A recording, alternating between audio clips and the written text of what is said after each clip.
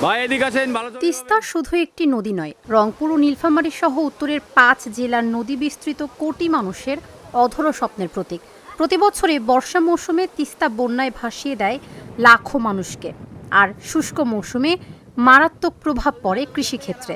আন্তর্জাতিক খাদ্যনীতি গবেষণা ইনস্টিটিউটের তথ্য মতে এ সময়টায় বছরে ধান উৎপাদন কমে যায় প্রায় 15 লাখ টন। দীর্ঘকালের আশা প্রত্যাশা ও হতাশা নিয়ে আবারও আন্দোলনে তিস্তা পারের মানুষ। বারবার তিস্তা নিয়ে আশা জাগালেও অধরায় থেকে গেছে মহাপরিকল্পনার বাস্তবায়ন। সেই সঙ্গে দীর্ঘ সংগ্রামের অবসানও হয়নি।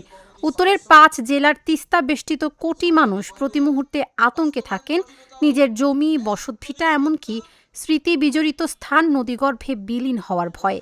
প্রতি বছর তিস্তার ভাঙন কেড়ে নেয় তাদের স্বপ্ন, এমনকি বেঁচে থাকার সম্ভাবনাটুকু, যার প্রতিকার চেয়ে বছরের পর বছর আন্দোলন করে আসছেন তারা। অপরিকল্পনা বাস্তবায়নে এরশাদ সাহেব হাতে শুরু করিয়া শেখ হাসিনা এবং বর্তমান তারেক জিয়া উনিও আছেন, এই 3 সরকারে বলতে চাচ্ছিল যে তিস্তা মহাপরিকল্পনা বাস্তবায়ন হবে। আজকে 50 বছর হয় এখনো তিস্তা মহাপরিকল্পনা বাস্তবায়ন হয় না কেন? What is this? I am political আপকো বাই এম সার্ভিসিং নো কেমনি হয় না কেন? 3 সরকারের আমলে তিস্তা মহাপরিকল্পনা কেন বাস্তবায়ন হলো না? তিস্তা বাঁচাও, নদী বাঁচাও, সেই নদী খোঁড়া না হয়ে কেন উনি পদ্মা ব্রিজ দিতেছে এই সরকার? আজকে হাসিনা গেছে, কথা দিতেছে এই তিস্তা নদী উনি খনন করবে, উনি করেন নাই। আবার এই সরকার প্রতিশ্রুতি দিতেছে যে আমি এই তিস্তা নদী যদি আমি সরকার হই তাহলে আমি এই তিস্তা নদী আমি খনন করব। এখানে অনেক মসজিদ ছিল, ঘর ছিল, অনেক বাড়ি ছিল। এরা সব এই যে তিস্তার ভাঙনে এখান থেকে উঠি চলে যাচ্ছে সবাই, আরও যাবে, ওখান থেকে আরও বাড়ি আছে, তারাও ভাঙতেছে। আর এই স্কুল এখানে অনেক বসত ছিল, এই বসতির কারণে এখানে স্কুল করা হয়েছিল, এই স্কুলটাও এখন চলে যাচ্ছে। তিস্তা হওয়া উচিত ছিল উত্তরবঙ্গের মানুষের ভাগ্য পরিবর্তনের একটি রাস্তা, কিন্তু তিস্তা দুঃখজনকভাবে সত্য উত্তরবঙ্গের মানুষের জন্য একটি মরণ ফাঁদ এবং দুঃখের অন্যতম কারণ। আমরা দেখতে পাচ্ছি বিগত 17 বছরেও সরকার উত্তরবঙ্গের মানুষকে আশা দিয়েছিল, প্রতিশ্রুতি দিয়েছিল, কিন্তু তারা দিন শেষে মূলা ঝুলিয়ে দিয়েছে। একই রাস্তায় এই নির্বাচিত সরকার হাঁটছে। ইউনূস সরকার এসে কথা দিয়েছিল তারা তাদের সময়ই তিস্তা মহাপরিকল্পনা বাস্তবায়ন করবে, কিন্তু তারা আমাদের সঙ্গে প্রতারণা করেছে। আবারও দেখতে পাচ্ছি বর্তমান সরকারের মাননীয় প্রধানমন্ত্রী তিনি নির্বাচনের আগে প্রতিশ্রুতি দিয়েছিলেন ক্ষমতায় আসলে তিনি তিস্তা মহাপরিকল্পনা বাস্তবায়ন করবেন, কিন্তু আমরা সরকারের 3 মাস পার হয়ে যাচ্ছে, বাজেট অধিবেশন চলছে। এই বাজেট অধিবেশনে সরকার আমরা দেখতে পাচ্ছি তিস্তা মহাপরিকল্পনা নিয়ে কোনো সদিচ্ছা নেই।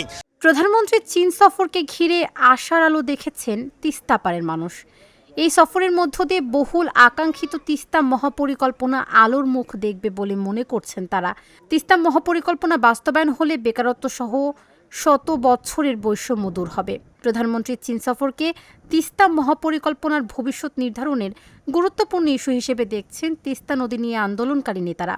আমাদের টাকা কিন্তু এখনো পর্যন্ত একনেকে অনুমোদন হয় নাই। এই আমরা সুনির্দিষ্ট রোডম্যাপ চাচ্ছি, আর বাজেটে একটা নির্দিষ্ট বরাদ্দ চাচ্ছি। সেখানে আমরা প্রস্তাব দিয়েছি যে বাজেটারি সহায়তা, তিস্তা বাঁচাও যে প্রস্তাব দিয়েছে, সঞ্চয়পত্রের মতো তিস্তা বন্ড চালু করো, তিস্তার উত্তোলিত পাথর এবং বালু বিক্রির টাকা সরকারি ব্যবস্থা নিয়ে সেটা সরকারি কোষাগারে জমা করো। এই টাকা জমা হলেই এরকম তিস্তা প্রকল্প আমরা করতে পারি। চীন সরকারের সহযোগিতায় তিস্তা মহাপরিকল্পনা বাস্তবায়নের মধ্য দিয়ে উত্তরাঞ্চলের অর্থনীতি, কৃষি, পরিবেশ ও জীবনমানে ঘটবে এক যুগান্তকারী পরিবর্তন। রংপুর, নীলফামারী, লালমনিরহাট, কুড়িগ্রাম ও গাইবান্ধার 5 জেলার উপর দিয়ে বয়ে গেছে খরস্রোতা তিস্তা, যার ভাঙনে প্রতি বছর ক্ষতি হয় শত শত কোটি টাকার। Dhaka journal, news desk.